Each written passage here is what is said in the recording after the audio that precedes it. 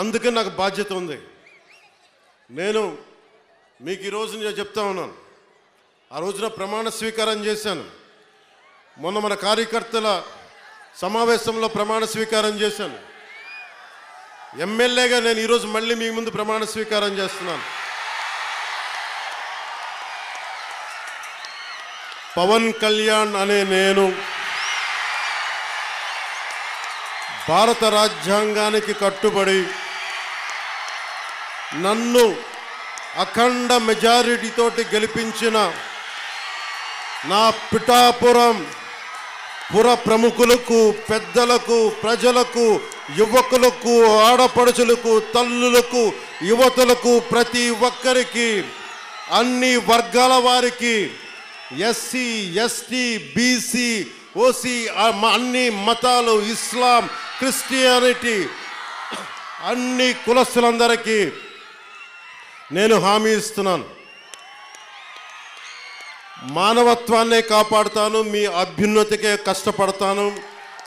నేను లంచాలు తీసుకోను, నాకు అలాంటి అవసరం లేదు. మీ అభ్యున్నతికే నేను కష్టపడతాను.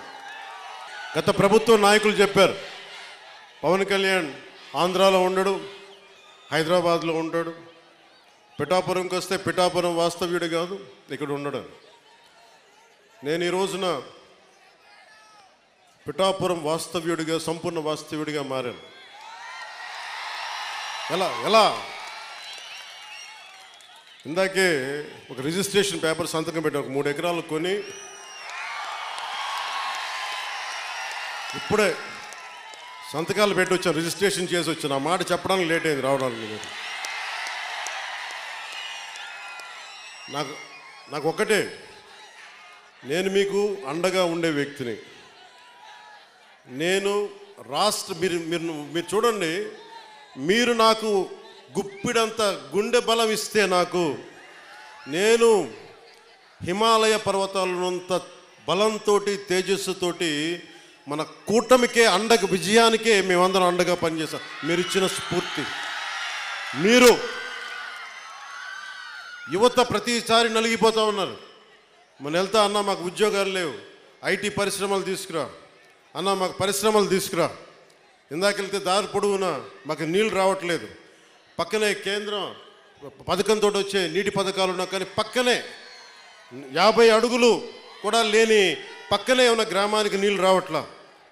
వీటి వెనక కావాల్సింది అధికార యంత్రాంగాన్ని కొంచెం ప్రేమగా మాట్లాడి, బాధ్యతగా మాట్లాడి, గౌరవంగా మాట్లాడే పనిచేసే నాయకత్వం కావాలి.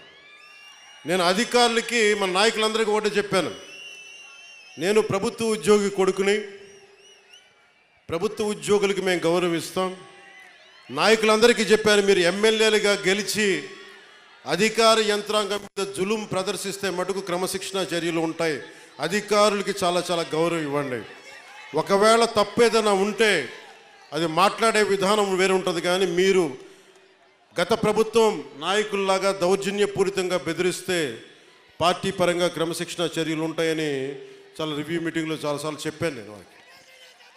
ఎందుకంటే నోరు మంచిదైతే ఊరు మంచిదవుద్ది అంటారు. నేను ఒక అధికారి దగ్గరికి వెళ్ళి మీకు నీటికి రావాలి అంటే చొక్కా పట్టుకునో బూతులు తిడితే ఎవరు మాట్లాడతారు? మాట్లాడాలి, వాళ్ళ కష్టం కూడా అర్థం చేసుకోవాలి, వారి కష్టాలను కూడా అర్థం చేసుకునే మాట్లాడాను. అందుకని నేను ప్రప్రథమంగా మీకు ఇచ్చిన హామీలు తాగునీరు, సాగునీరు, విద్య, వైద్యం, ఉపాధి అవకాశాలు.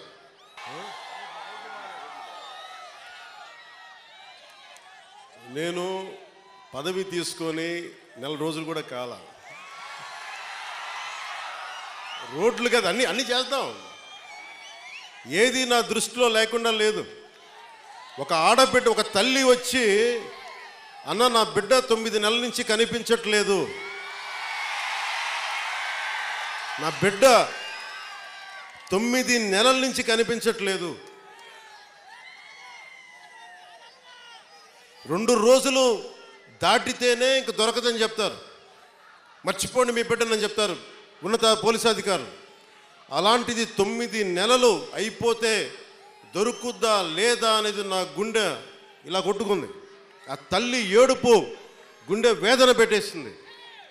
వెంటనే దీనికి మన చైర్మన్ కేకే గారిని అడిగాను, మీరు వెళ్ళి వెంటనే తీసుకెళ్ళి విజయవాడ మాచవరం సిఐ గారి దగ్గరికి వెళ్ళి మాట్లాడండి అంటే కమిషనర్ గారితో మాట్లాడాను.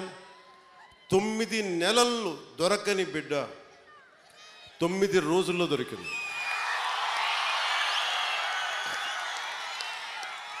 నేను ఈ 9 రోజులు నవరాత్రులాగా అయిపోయినాయి నాకు. ఆ బిడ్డ దొరుకుద్దా లేదా తల్లిని ఒకటే వేడుకున్నా.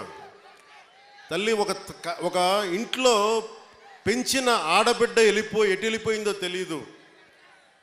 ఆ బిడ్డ దొరికే వరకు చూడు తల్లి అని చెప్పి ప్రతిరోజు రాత్రి ప్రార్థించాడు. నా ప్రార్థనలు ఆంధ్రప్రదేశ్ పోలీస్ శాఖ సమర్థత, ధైర్య సాహసాలు, వారి అపార నైపుణ్యం కేరళలో చూశారు, బెంగళూరులో చూశారు. ఎక్కడ భీమవరం, ఎక్కడ విజయవాడ, ఎక్కడ జమ్మూ అండ్ కాశ్మీర్.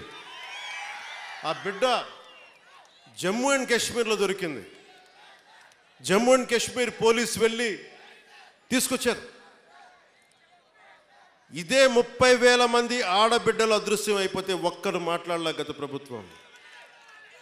మీరు ఎందుకు చెప్తున్నానంటే, మీరు పిఠాపురం పెద్దలు, యువత, సమస్త ప్రజానీకం, తల్లులు, ఆడపడుచులు ఒక్క వ్యక్తి వెంట మీరు నడిస్తే, మేమందరం కలిసి ఒక కూటమినే గెలిపిస్తే, మీరిచ్చిన బలం 9 నెలలు బిడ్డ దొరకక, ఆచూకీకి దొరకక, కడుపు ఉండలు జుట్టుకుపోయి పడుతున్న ఒక మాతృమూర్తికి మీరు ఆనందం కలిగించారు. మీరు ఇచ్చిన నిలబడినందుకు మీకు జోహార్లు, మీకు మీ అందరికీ ధన్యవాదాలు. అంటే ఇది 9 నెలలు దొరకంది 9 రోజుల్లో దొరకగలిగింది అంటే పోలీసింగ్లో తప్పు లేదు, వ్యవస్థని నడిపించే నాయకత్వంలో తప్పు ఉంది. సరైన నాయకత్వం గనక రాష్ట్రాల్లో ఉంటే ఇలాంటి సమస్యలు చాలా తక్కువలో ఉంటాయి.